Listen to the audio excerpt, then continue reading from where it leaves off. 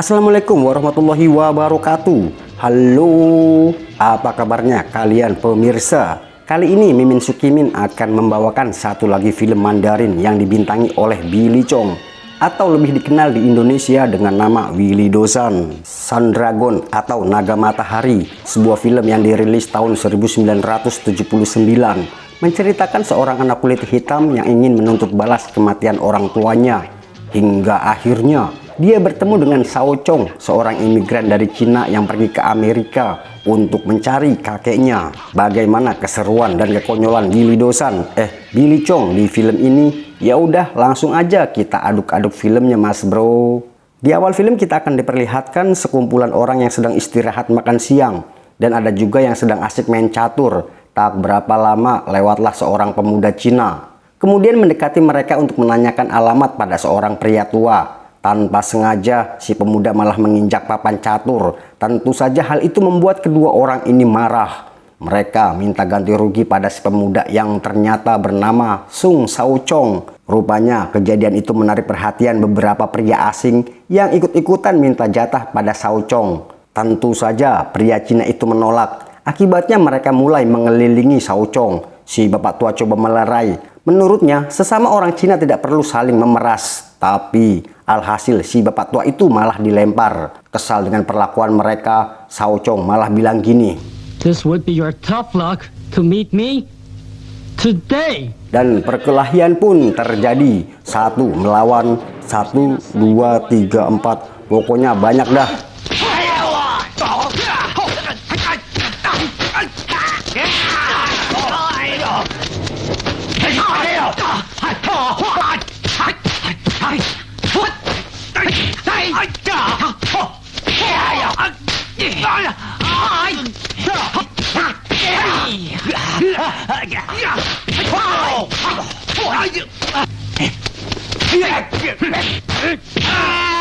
Singkat cerita, akhirnya Shao Chong berhasil menghajar mereka semua. Film pun beralih ke sebuah rumah keluarga peternak. Terlihat si ibu sedang memerah susunya.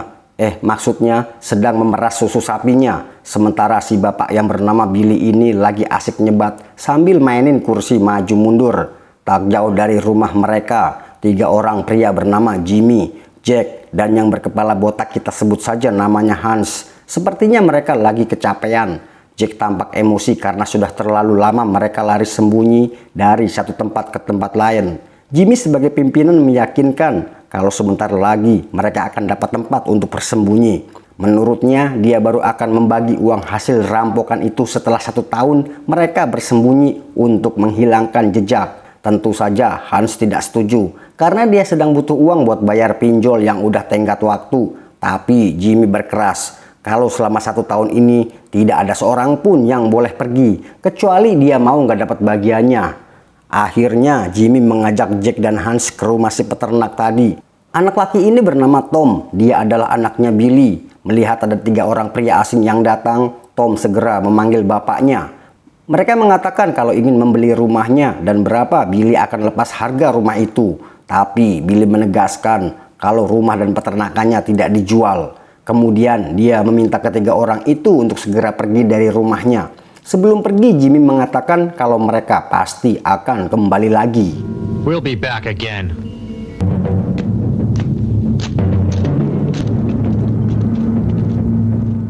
Malamnya, Billy yang sudah tidur nyenyak dibangunkan istrinya.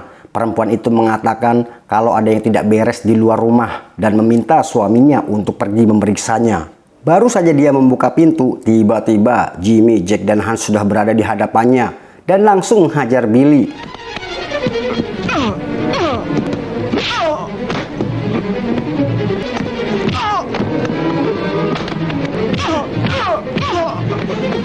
Melihat suaminya tidak berdaya, wanita itu coba menolongnya, tapi justru dilempar. Tom yang datang coba membantu malah dihajar habis-habisan oleh Hans.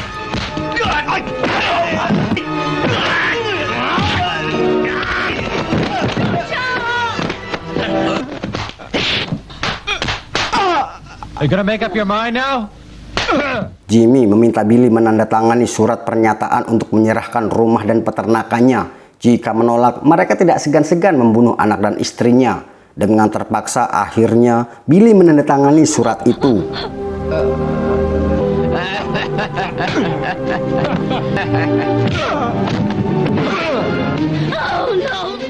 Tom yang berusaha melawan justru makin dihajar tanpa ampun. Tahu kalau anaknya tidak mungkin bisa melawan para perampok, si ibu menyuruh anaknya itu untuk segera melarikan diri. Tapi naas, wanita malang itu tewas demi melindungi anaknya.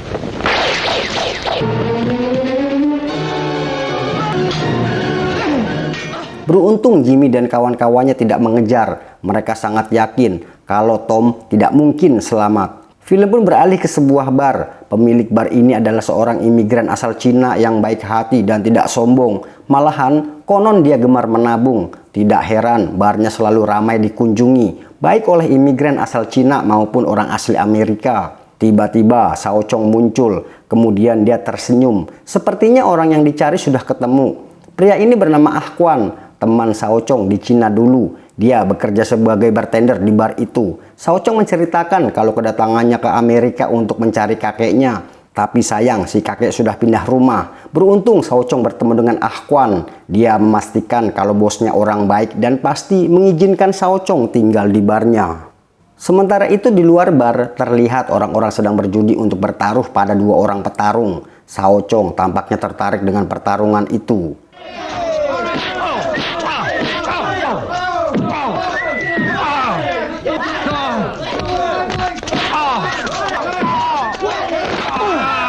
Hingga akhirnya pertarungan dimenangkan oleh Robert, pria berbaju singlet hitam ini. Sao Chong yang emang punya hobi berantem pengen ngejajal kehebatan bule itu. Tapi menurut Ah Kwan percuma. Mereka adalah komplotan penjahat yang memperdaya para penjudi. Bahkan tempat yang mereka pakai itu adalah milik bosnya. Sudah 3 tahun dipakai tanpa mau membayar uang sewa. Dan bosnya terlalu takut untuk merebut kembali tempatnya. Sementara di luar sana si Robert masih teriak-teriak mencari orang yang berani melawan dia. Tapi tidak ada satupun yang mau. Padahal dia siap membayar $200 bagi siapapun yang bisa mengalahkannya. Hingga akhirnya Sao Chong muncul dan berteriak kalau dia akan melawannya. Melihat ada seorang Cina yang menerima tantangan itu, para penjudi makin semangat pasang taruhan. Dan pertarungan pun dimulai, mas bro.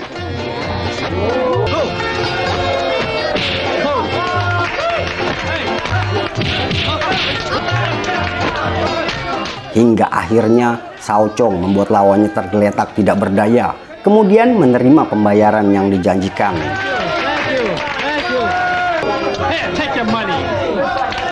Baru saja dia mau pergi, tiba-tiba pria berkulit hitam manis ini menghentikan dan menantangnya.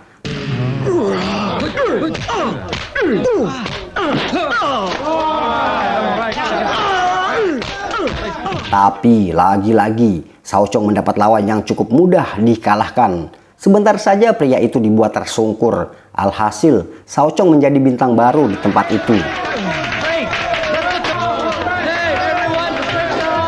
Rupanya mereka cukup khawatir dengan keberadaan Sao Chong. Bisa-bisa bisnis mereka terancam. Satu-satunya jalan adalah menyingkirkan pria Cina itu atau mengajaknya bergabung. Ah Kwan meminta pada Sao Chong untuk berhati-hati pada Robert. Dia khawatir dengan kejadian tadi, Robert dan kawan-kawannya pasti tidak akan membiarkan Sao Chong lolos begitu saja. Beberapa saat kemudian yang dikhawatirkan Ah Kwan pun terjadi. Robert masuk ke bar dan meminta Sao Chong untuk bergabung ke kelompoknya. Tapi permintaan itu ditolak mentah-mentah oleh Sao Chong. Menurutnya, nggak guna banget gue gabung sama lo pada. Dan pertarungan kembali terjadi, mas bro.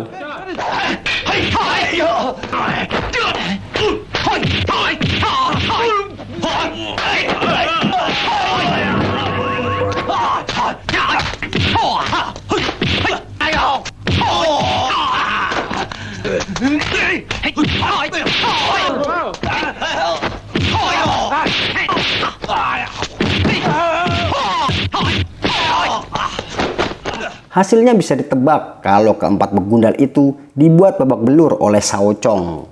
Setelah berhasil mengusir Robert dan kawan-kawannya, mereka pun bersulang. Tapi si bos mengatakan kalau mereka jangan senang-senang dulu, karena masalah baru saja dimulai dan mereka tidak akan berhenti memburu Sao Chong.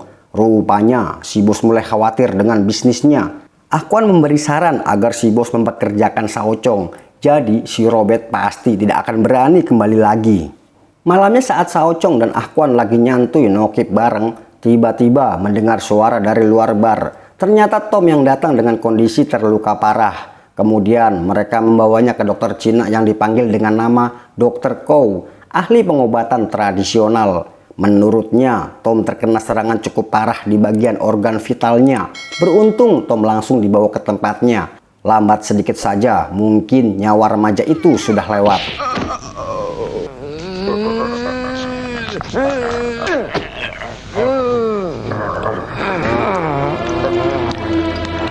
Kita kembali ke Jimmy, Jack, dan Hans yang lagi pada gabut. Karena udah kerasa bosan banget, Hans marah-marah gak jelas. Mungkin karena libidonya lagi naik, dia jadi emosi. Hans minta pada Jimmy agar uangnya segera dibagi. Karena dia udah lama gak main perempuan dan rasanya ngeganjel banget. Tapi Jimmy malah menghajarnya dan mereka pun berkelahi.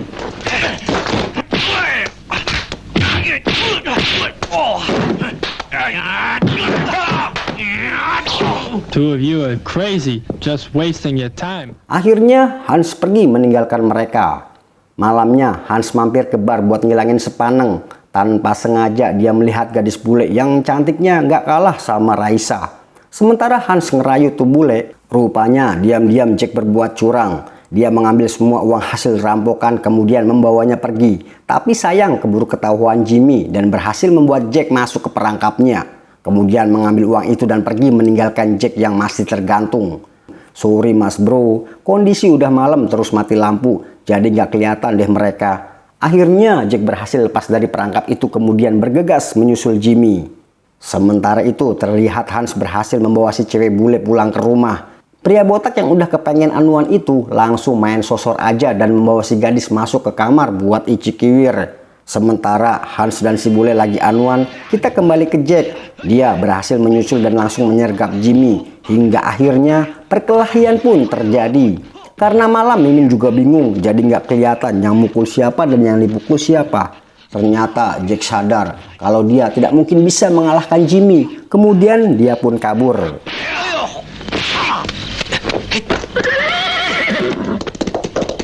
Mendengar suara kuda, Hans yang baru mau anuan terpaksa menundanya. Dia lebih memilih keluar untuk memeriksa keadaan. Mungkin dia khawatir bakalan ada yang ngintip, terus divideoin dan disebar, akhirnya jadi viral. Tak lama setelah Hans pergi, Jimmy kembali ke rumah untuk berkemas. Melihat baju Hans tergantung, dia sangat yakin kalau Hans pasti sudah tertidur pulas di kamar. Timbul niat jahat untuk membunuh kawan botaknya itu. Mengira kalau orang yang ada di balik selimut adalah Hans, gak pakai permisi, Jimmy langsung menikamnya.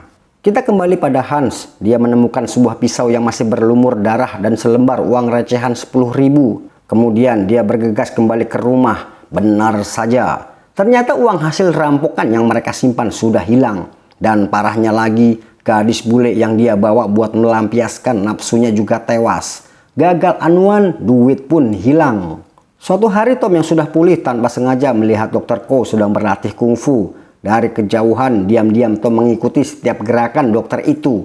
Hingga akhirnya, dokter tua itu sadar kalau Tom sedang meniru gerakannya. Kemudian dia pergi meninggalkan Tom. Tom yang ingin sekali menguasai kungfu meminta dokter Koh untuk mengajarinya. Tapi dokter itu menolak karena menurutnya dia adalah seorang dokter bukan instruktur kungfu. Tapi anak lelaki itu tidak putus asa. Dia terus meminta dokter Koh untuk mau mengajarinya kungfu. Sampai-sampai dia nekat menyerang dokter Koh. Pria tua itu tetap tidak peduli. Hingga akhirnya Tom mengatakan kalau saja dia bisa bela diri, mungkin ayah dan ibunya tidak akan terbunuh malam itu. Dia minta dokter Koh untuk membantunya membalas dendam kematian kedua orang tuanya. Mungkin karena kasihan, hingga akhirnya si dokter bersedia mengajarinya. I will teach you. Really?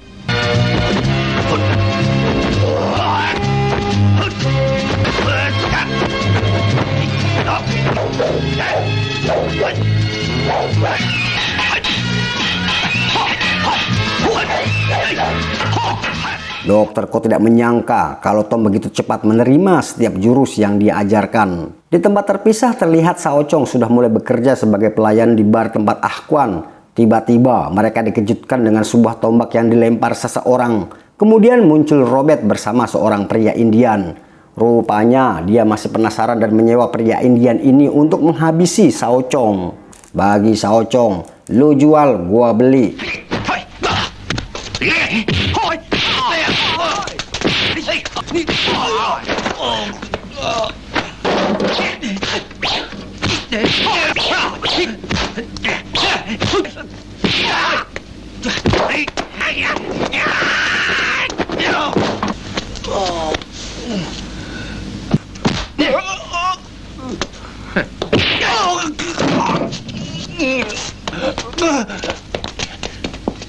Rupanya si Robert yang gak kenal putus asa gagal dengan si pria Indian. Dia kembali mencari jago-jago bayaran yang bisa membunuh Shao Chong. Hingga akhirnya dia dikenalkan dengan pria bernama Gibson, seorang penjahat dan juga perampok. Dia tidak mau dibayar pakai uang. Robert cuma diminta untuk membantunya mencari seseorang bernama Jimmy. Hingga suatu hari Tom berpamitan pada Shao Chong. Dia akan pergi mencari orang-orang yang telah membunuh kedua orang tuanya. Shao Chong yang berniat membantunya ditolak. Menurut Tom, ini adalah balas dendam yang harus dia lakukan Who did sendiri. this for family? That was 3 of them. The faces. That leader was Jimmy. I'll go there with you. No, this is revenge. This is something I must do myself. Malamnya si bos pemilik bar terlihat sedang ngobrol santai dengan salah seorang pelanggan. Sementara Ahkwan asik ngelapin gelas biar kinclong. Tiba-tiba saja Gibson datang bersama Robert dan langsung menghajar Ahkwan. Mereka menanyakan di mana keberadaan Shao Chong. Hey, tell me where those guys are. I don't know. Tell me. Hey. Melihat Ahkwan dihajar, si bos yang berniat menolongnya justru terkena tendangan telak dari Gibson.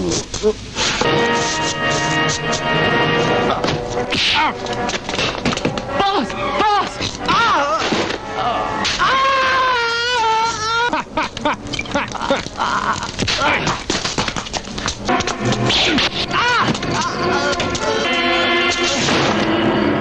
Saat Shao Chong kembali, dia hanya bertemu dengan temannya si bos. Dia mendapat pesan kalau ingin mencari Robert ada di sebuah bar di kota Phoenix. Sementara itu Gibson, si pembunuh bayaran yang disewa Robert, rupanya ketar-ketir juga. Dia minta pengawalan beberapa petarung Jepang untuk menghadapi Shao Chong nanti. You see? My men are the best there is. They're the experts from Japan. Singkat cerita, Shao Chong sudah berada di bar tempat Robert dan Gibson berada. Seorang penjaga menegurnya dengan kasar, memberitahu kalau bar sudah tutup. You hear me? Hey!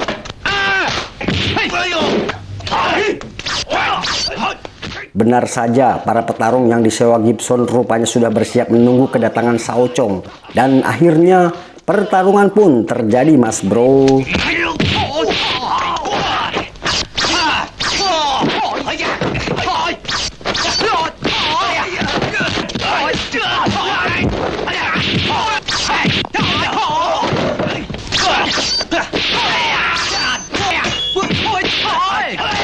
Setelah berhasil mengalahkan semua petarung bayaran itu, tak lama Gibson pun muncul. Mereka saling tatap-tatapan, beradu pandang, dan akhirnya saling jatuh cinta. Dan akhirnya berkelahi juga.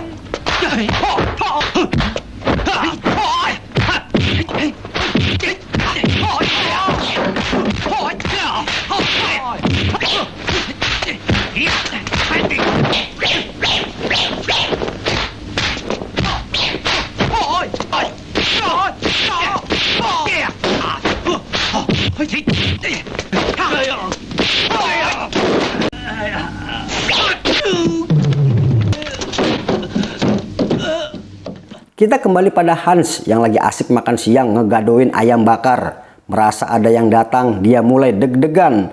Tiba-tiba saja seseorang muncul dan langsung menghajarnya. Ternyata Tom yang datang dengan wajah garang dan tatapan penuh dendam. Mantep bedah kata-katanya, Min. Gak pakai basa-basi, Tom langsung menyerang.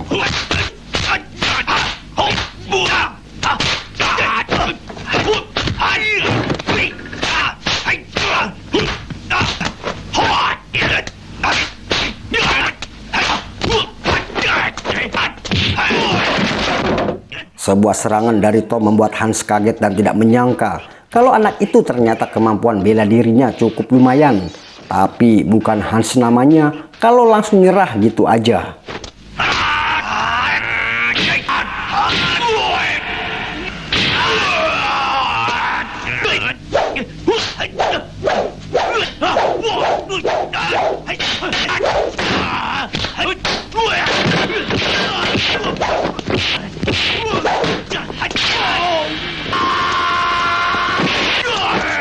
Lagi-lagi serangan dari Tom bikin Hans benar-benar dibuat kewalahan. Hingga akhirnya Hans, si kepala botak itu, tewas mengenaskan.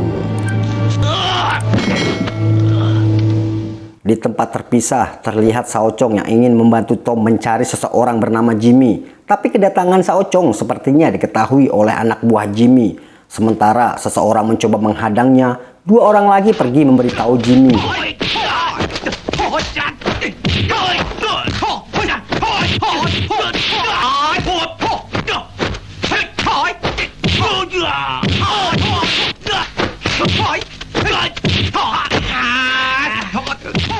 Dan akhirnya Shao Chong berhasil membuat pria itu terkapar.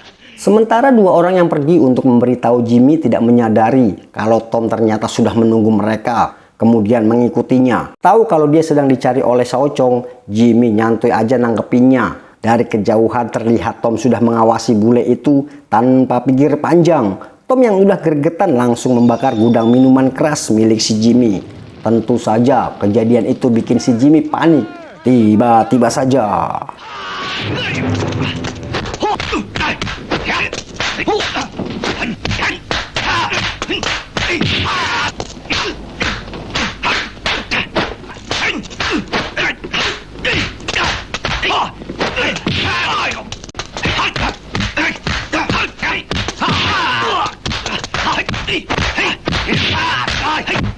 awalnya Tom cukup mampu membuat Jimmy kerepotan menghadapi setiap serangannya. Kemudian Jimmy mulai menyalurkan tenaga dalamnya yang membuat setiap serangan Tom seperti tidak dirasakan oleh Jimmy.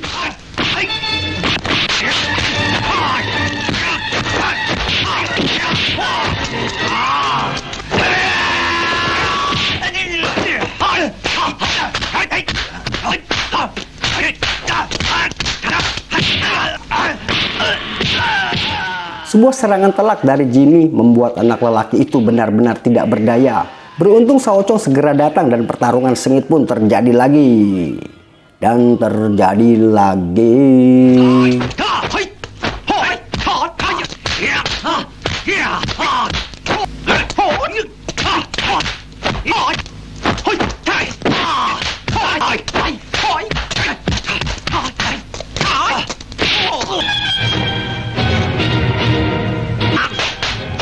Rupanya si Jimmy ini benar-benar tangguh mas bro. Shao Chong saja dibuat kewalahan.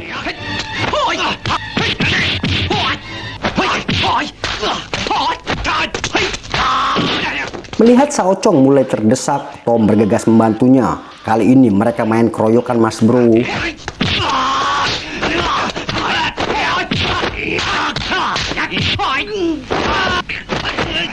Xiao Chong, get us up!